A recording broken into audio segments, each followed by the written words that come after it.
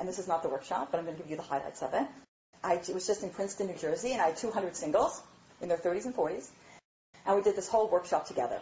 So I'm going to give you the highlights of the workshop and give you a sense of how you could do it, perhaps on your own.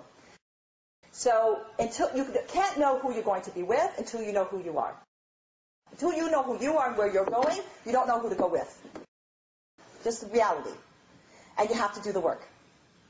People don't want to do the work. They're waiting to fall in love. Okay, you see where that's led to in terms of divorce and unhappiness, all right? So do the work.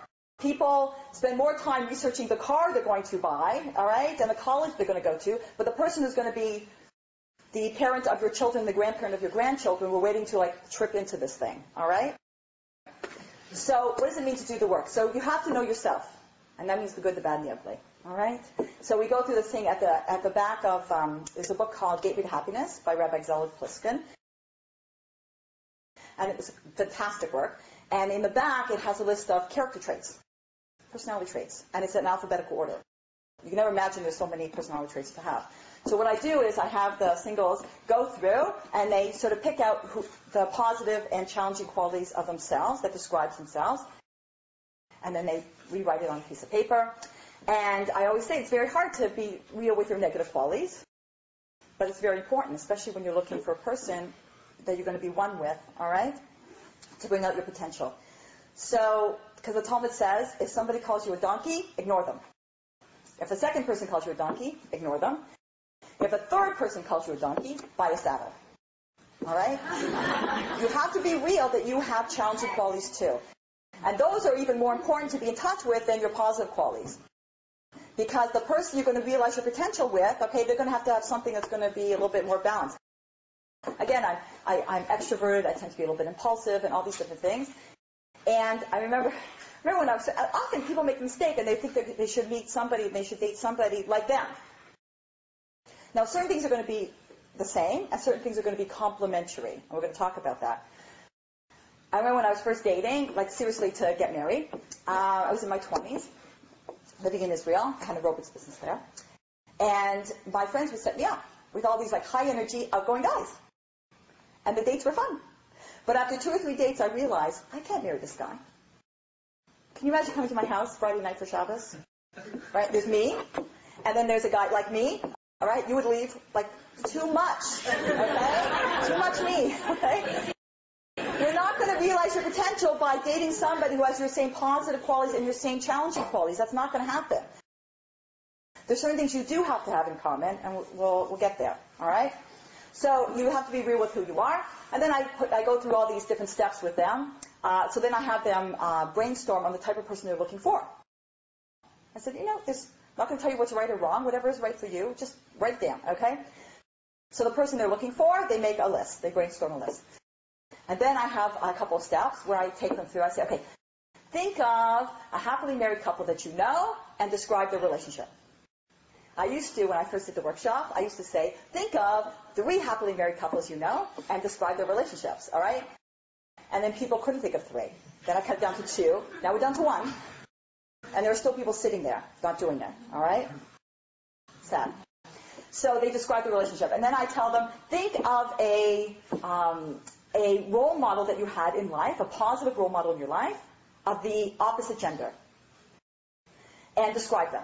So they describe them. And then what we do is we take those steps and we see if there's any commonalities, things that have come up. Let's say the married couple laughed together, and the person who was their positive role model had a very good sense of humor. So you go back to the qualities that you're looking for in a person. Perhaps that should be listed there. That person should, it seems to be something you admire. Do you hear? Anyway, that's how it goes. The thing that they hate about the workshop, this is the hardest step, is this list that they end up with. And again, they look at their list of who they are, and they've got to make sure, again, that there's a balance there. So this is the part they hate. I say, now you have to take that list of the person you're looking for and prioritize the list. Prioritize the list. And I tell them, I say, you're not going to get everything on your list. I hate to be the one to tell you, to be the one to break it to you. You're not going to get everything, but you're going to prioritize it. What's the most important thing I can't live without? Down to, it'd be nice to have, but I may not get it. There was a friend of ours who was a business consultant in Toronto, and he was learning with JHAH there, And there was, he's like a very practical guy, and he made his list of sort of like the 10 qualities that he's looking for in a wife. And there was this one girl he was looking for, he was dating, and he knew he wasn't going to get everything, and she had a lot of things on the list. But something was stopping him from taking that next step. So he sought out advice, and he sat down with a rabbi, Rabbi Shalom Schwartz, who was head of JHAH in Toronto at the time. And he said to him, I'm not having clarity here. She's got a lot of things, but something's stopping me from asking her to marry me. So he says, let's prioritize the list. And again, it's not easy because you want everything. So he had to go from number 1 down to number 10. And it turns out she had 7 out of the 10 things, but they were the bottom 7. And he said to him, what would you rather have, the top 3 or the bottom 7? Whatever rises to the top of your list, and it's going to be unique to you because you're a unique person, 1, 2, 3, you can't live without. Those are non-negotiable. Non-negotiable. Even if they have a whole bunch of other things. Sometimes it's very easy to find out even before you date them. Maybe they're missing one. But sometimes you have to, it takes a little while. But 1, 2, and 3, non-negotiable. When you end up with this list, I said, it's not like you're going to go on your date and excuse yourself and go to the bathroom and take out your list. Okay? This is so that you would intuitively know when you find that person, ding, ding, ding, that you got it.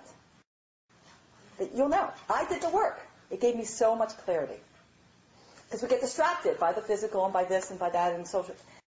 We get distracted. Keep your eye on the ball.